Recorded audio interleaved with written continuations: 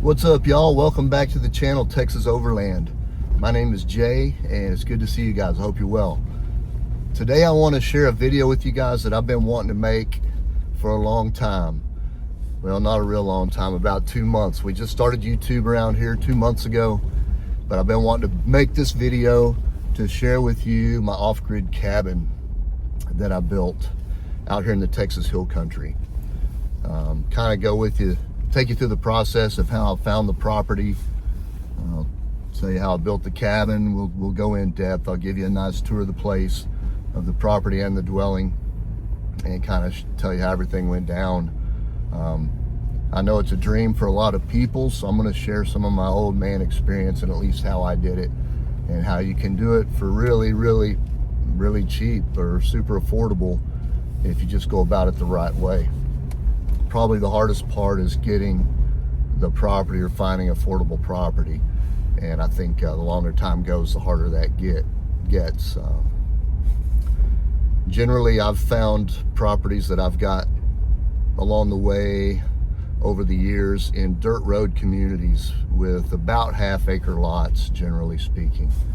People will purchase these lots with a dream, and then they may not have the ambition that matches the dream. We all like to dream about doing things like this, but actually getting it done is another story. So a lot of people buy the property, they don't have the ambition, maybe the know-how, maybe the funds to make that part of it happen, actually adding the cabin to the property, right? But it's very attainable, very doable, especially now with the different resources on YouTube. I did not know how to build a cabin. I was fortunate that my father built his own home and was able to help me with the bones of the project, and we got her built, and then I finished out the inside. And started it probably early 2017, had it done by the end of that year, had the cabin complete. And anyway, let's check it all out. I'll show you around. Alright, so this is pulling up to the property. When we first got this piece of property, it was overgrown. I mean thick. You could barely walk through it. Just a lot of cedar. I didn't know if there were any oak trees in there. It was so thick I couldn't tell. After it started clearing some stuff, found some oak trees. But I did have to get a skid steer in here to make this flat driveway area.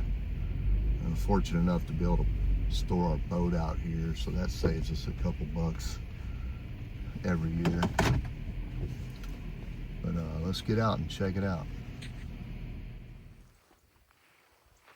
So we have a nice parking area down here. It'll accommodate 2 or 3 vehicles. Again, we can store the boat here.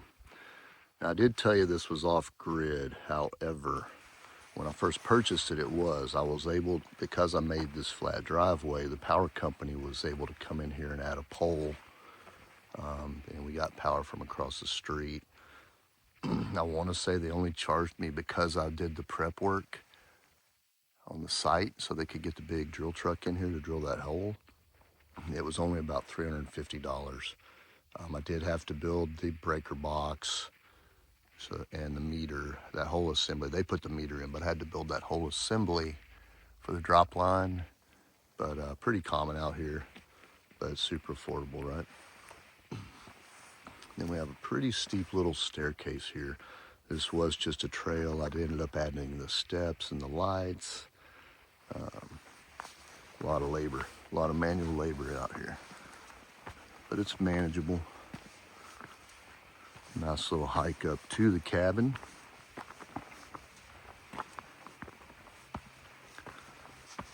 Anyway, to give you an idea how thick this property was covered in the beginning, it was similar to this, just barely get through there. It's just thick. And even thicker, it had 1 million of these little cedars that got to cut out by hand over time. But ultimately cleared this little area up here for the cabin. There she is. It's a little A-frame. It's about 12 by 16 interior.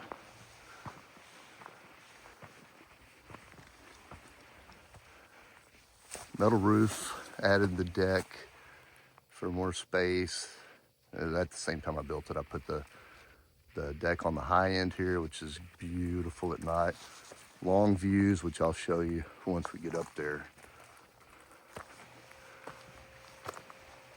One of my sons wanted to build a tree house, so he built a little platform. Camped up there, actually slept in that on a sleeping bag with a sleeping pad and a pillow. Cool spot. I've heard of people, some people that have stayed here. We do Airbnb it a little bit. People have done yoga up there. It's cool. And then here's the front side of the cabin with a deck on it. I did end up cutting a little driveway over here. Nice place to park if you have four-wheel drive. But this is Texas Overland, so you know we have four-wheel drive. You can park up here. But without four-wheel drive, it's a pretty steep easement road to get up here. It doesn't look bad. It's hard to tell on camera, but it's pretty gnarly. A couple little ledges over there. But there she is in all of her glory. And then the outside out here, this is 1/2 acre, like I mentioned. Kind of a pie shape, a little wider down at the road. We just have a little grill out here, some party lights, table, picnic table. Have a hammock up the hill with some rock stairs that we built just out of rock out here. A lot of natural stone, a lot of limestone. Nice fire ring to enjoy a fire. And I will show you the outhouse.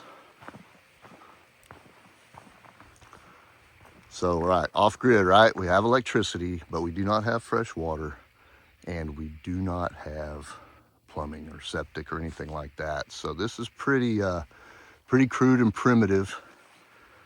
However, it works. It probably deters a lot of would-be guests in the Airbnb because of this. It is basically a hunting, like you would use if you're hunting, right? Have a little light up there, have another little solar light up there. But yep, it's a bucket with a liner. Cleaned and sanitized after every visit. Shavings to cover your waist. Anyway, it's effective, but a little bit crude. So I think again that deters some folks, but it's glamping, right? It's a glamping experience. You kind of get an idea of some of the views out here. Stretch this out and get it up there and you can see, and I'll show you the views from the porch as well.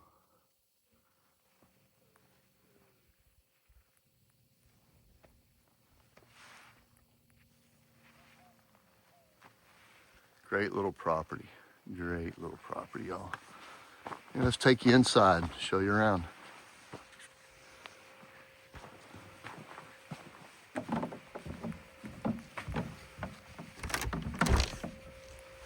All right. Welcome to the shack, y'all.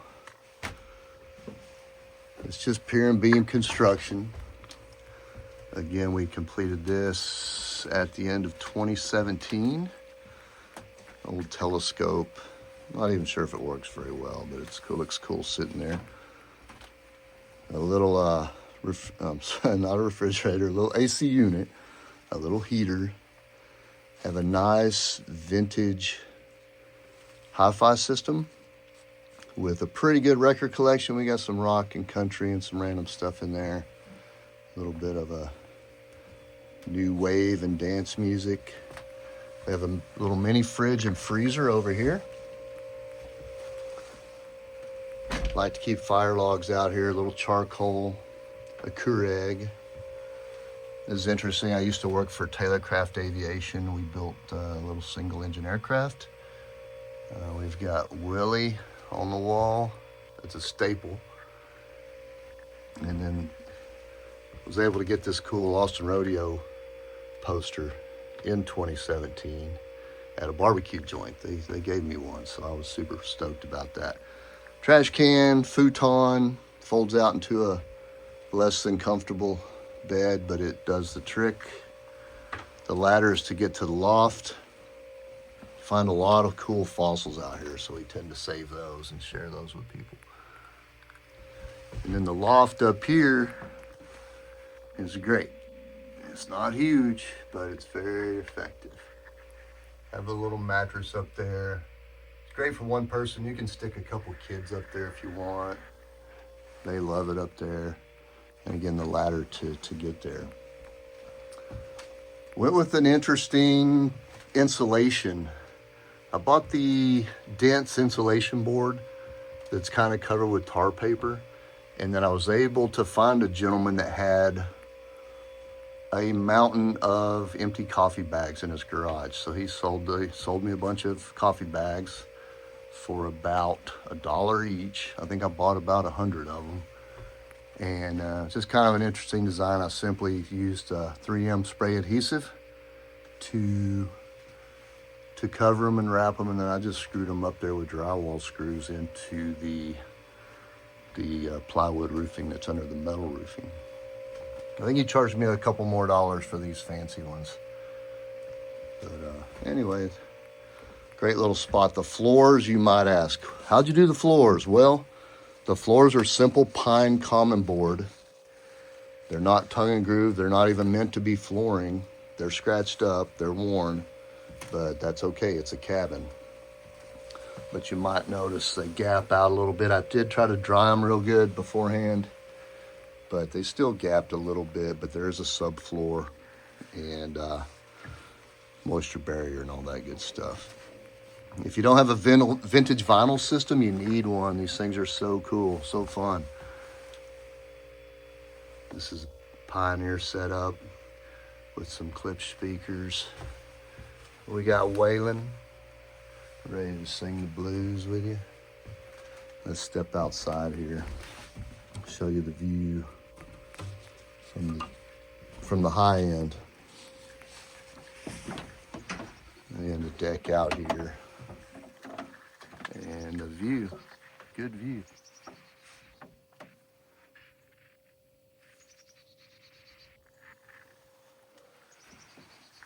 Couple chairs with a nice little Corona porcelain top table. I don't smoke, but some guests do, so they can take care of their butts there. Again, told you about fossils, a lot of fossils out here. There's some more that we found.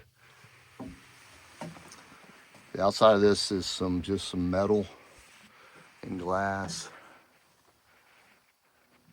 Burned this wood with the Soshugibon, I think is how you say it. Probably should have burned it more. This old door is an actual old shower door. Real thick. Anyway, let's have a conversation about buying land and building cabins. We'll sit here and talk about it. All right, y'all, so let's talk about land acquisition. That's probably the most difficult part of this process, is acquiring the property. Sometimes it's dumb luck. In my case, it's just a blind squirrel getting a nut. I had to run out on a work run one day to pick up some products. And I had sold a couple dirt bikes that I had. So I had a little extra cash, right? And so I said, well, I'll check Craigslist. This is 2016, right?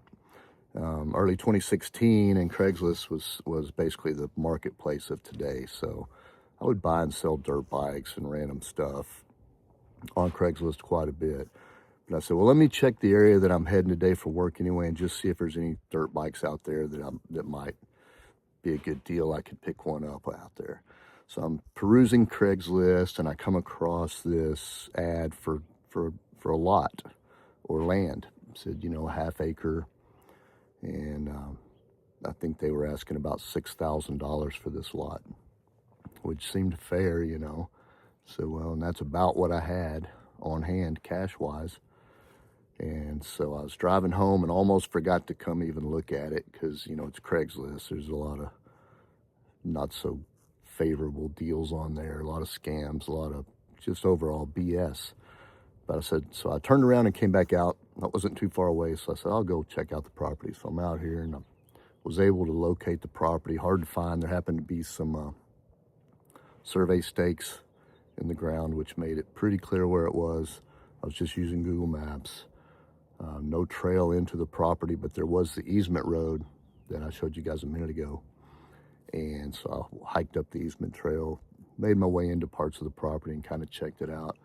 Noticed the view off to the east. You can actually see Lake Travis, and I was pretty much sold. But again, I was still skeptical because I'm like, this could be BS. This could be a scam. So I contact the guy that same day. It was still probably around lunchtime. Contact the guy. He gets back with me, and we kind of start the negotiating process. I've talked to him on the phone. I felt he's a real guy, and I assume he's a real, person and he owns this property. So I did a little digging, checked some tax records. It was in his name. It matched. Still kind of risky. Anybody could go on there and get this information if he wanted to try to scam me. He could have. But I was hot to trot, had to have it.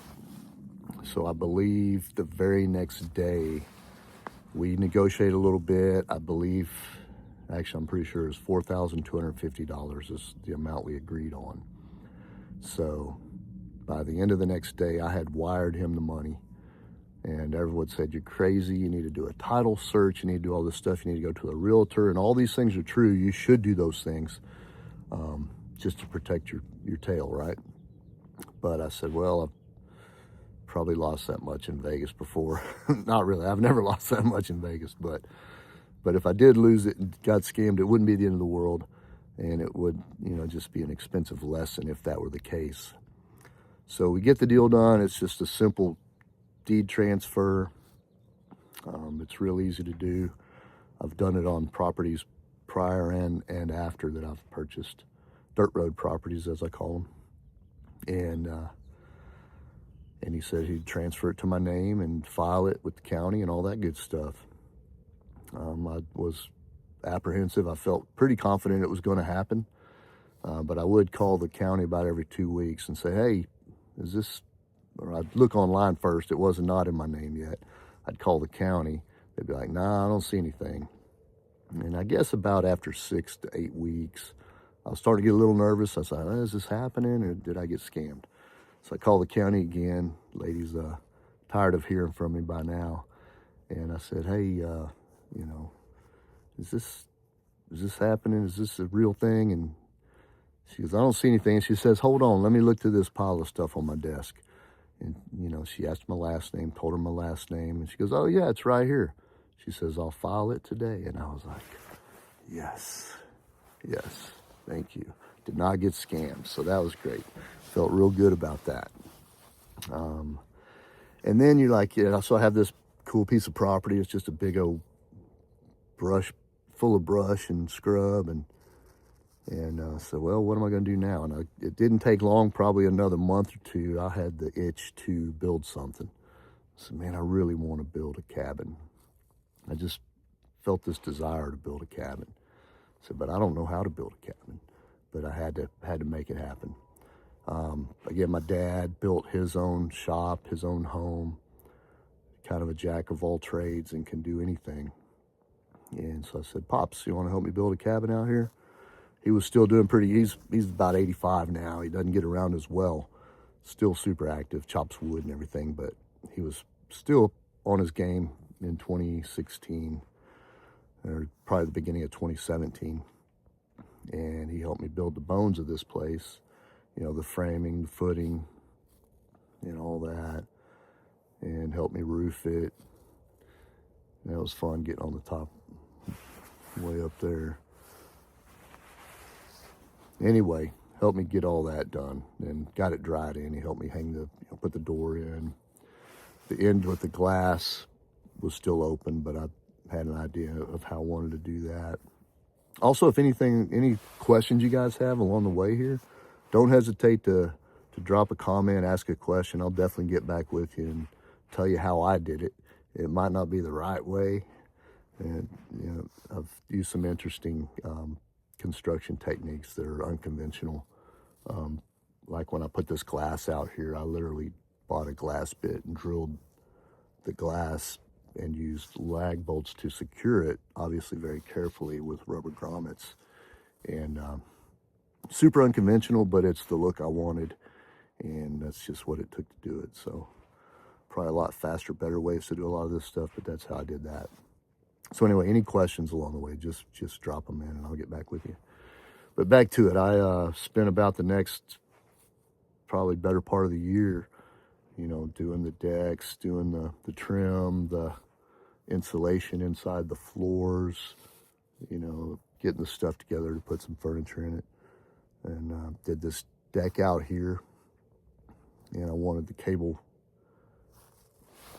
barriers, cable rails, if you will. You know, so all this stuff took quite a bit of time, but once I was finished, I was super pleased with the outcome. Then a guy I work with bought a house in my town, or built a house in my town I live in up the road, about 10 minutes away, and just to have an Airbnb. This was around COVID 2020-ish, and got me thinking, well, maybe I should Airbnb this property. And I was like, I don't really want to do that. Don't feel like hosting folks, and it's kind of a private family place and all that. But I was like, well, I'll make a little money, offset the taxes a little bit, which the taxes aren't bad because the property value is not that high.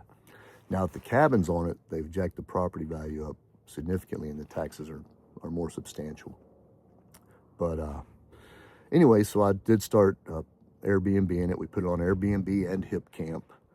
You know, we charge about $125 a night for it. And it doesn't book a lot, but I'm okay with that because guess who maintains it and cleans it and all that good stuff. So it's nice to share it with folks. They really enjoy it. Get good reviews all the time. Now, the next question you might be asking me is, how much did it cost you to build this thing? Understand when I tell you the price of this thing and what I spent to build it. This is 2017. We all know what lumber and construction materials did during and after COVID. They skyrocketed, right?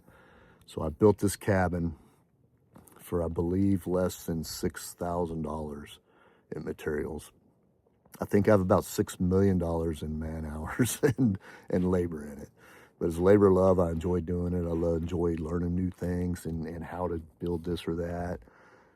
Just deep diving.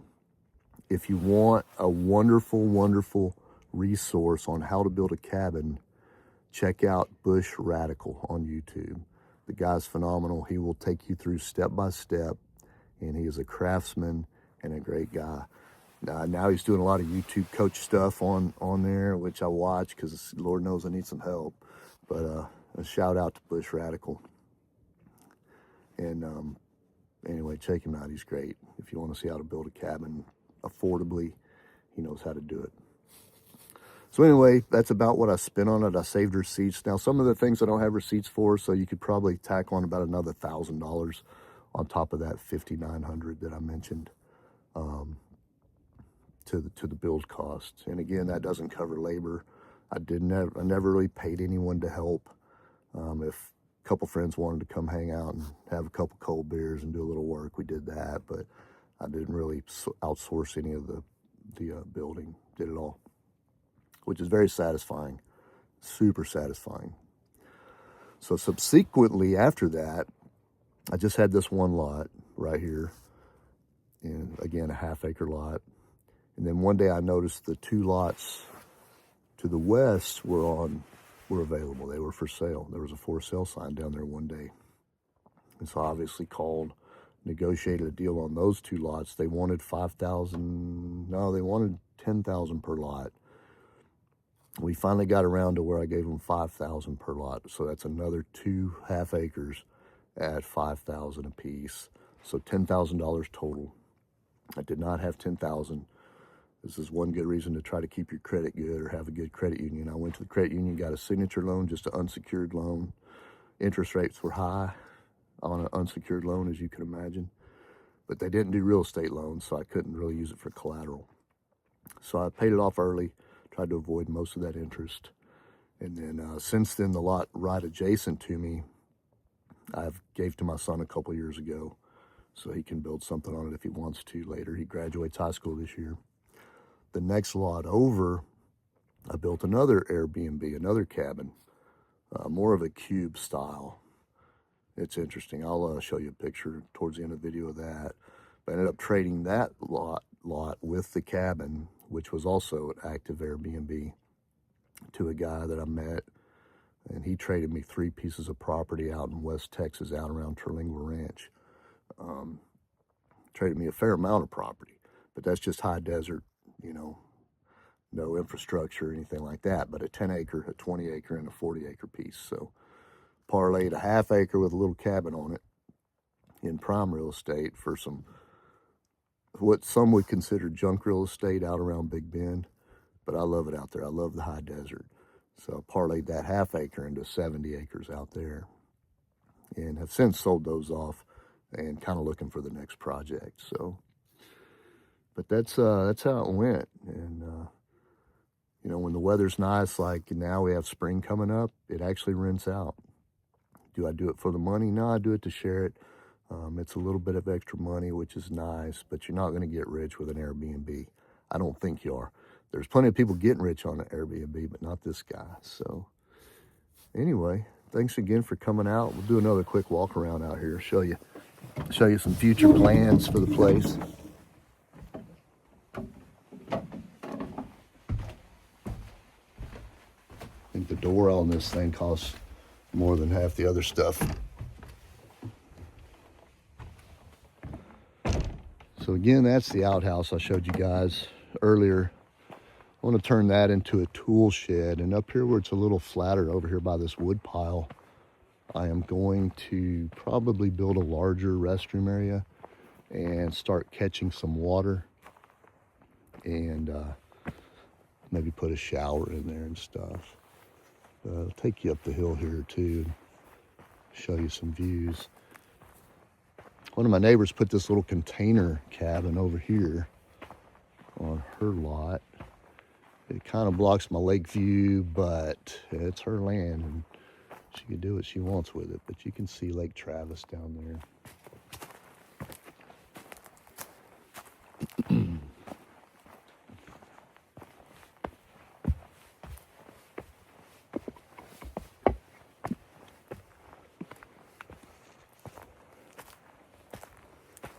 Take you up to the very top. And this is the easement road. Again, not my property here, but nice guy owns this lot over here.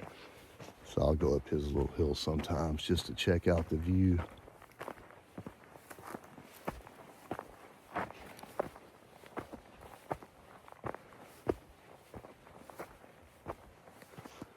Anyway, he's tried to buy my property. I've tried to buy his.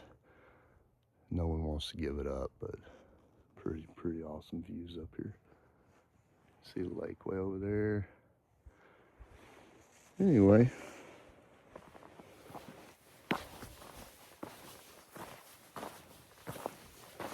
got to be part Billy Goat to run around out here.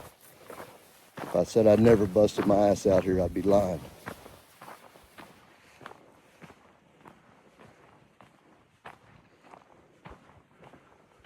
They're building a big wedding venue across the way, across the valley over there. Big fancy wedding venue. This is it. A little slice of Texas Hill Country heaven. Thanks for hanging out, y'all. Appreciate you. Again, any questions or comments are welcome. Have a dozen videos. I don't have a single question or comment yet, so don't be shy, y'all. Chime in. Y'all have a blessed day. Again, thanks, and we'll catch you on the next one.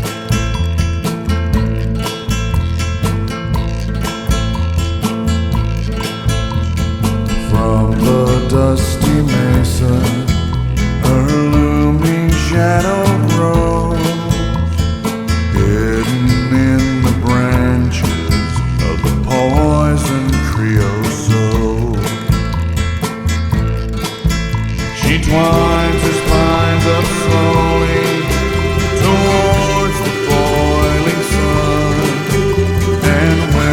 touched her